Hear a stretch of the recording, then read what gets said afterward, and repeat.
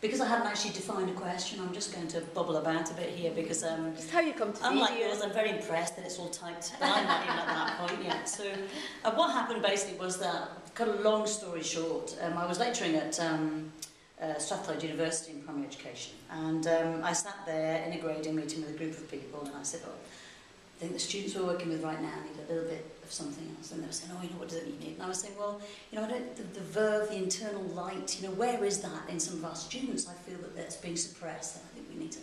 And this old guy, you know, the wizened old bloke in the corner just looked at me and he said, what are you talking about? You know, don't you realise yet you've got a number of students to get out of the door? And you're like, I began then to question some of the institutionalised elements of university. Lasted a wee while longer and then decided it wasn't for me, lecturing in that particular university. Brilliant group of people around me, don't get me wrong, fantastic. Department, awesome. Friends, great. The other stuff that was around it, just not right. In terms of some of the emphasis on the hierarchy of knowledge.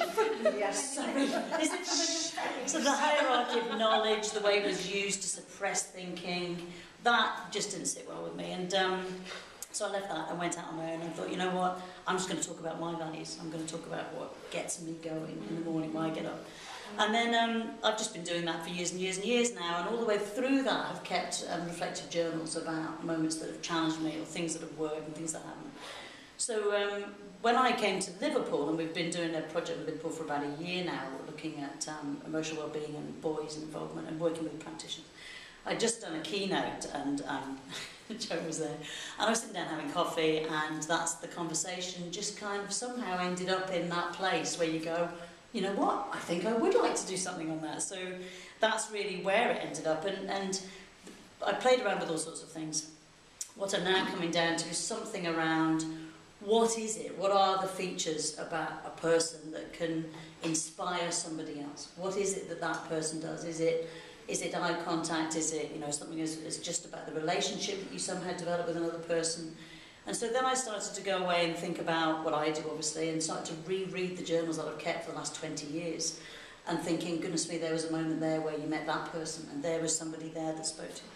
And so that's really, I think, where the PhD is going to go to, is a great deal of soul-searching about my own value base, or where that came from, looking at things I've written in the journals, and then I started having conversation with some fairly key figures. Lillian Katz is a fairly good friend of mine, and I was sitting down with coffee with her, and I was like, you know, Lillian, you know, she's a wonderful woman, wonderful woman. Oh, I really admire Lillian. She's one of my favourites.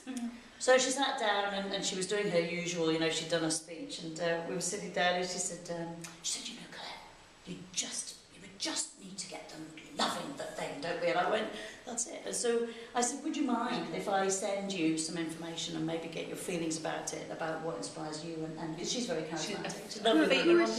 She's a wonderful. She's wonderful. She's based at just outside of Chicago at Urbana-Champaign. Oh, right. She's kind of her philosophy is about you know, doing real, meaningful, purposeful all the time. Yes. Stuff for children, what inspires them. And I love your word inspiration as opposed to motivation. Oh, yeah. It's a world of difference.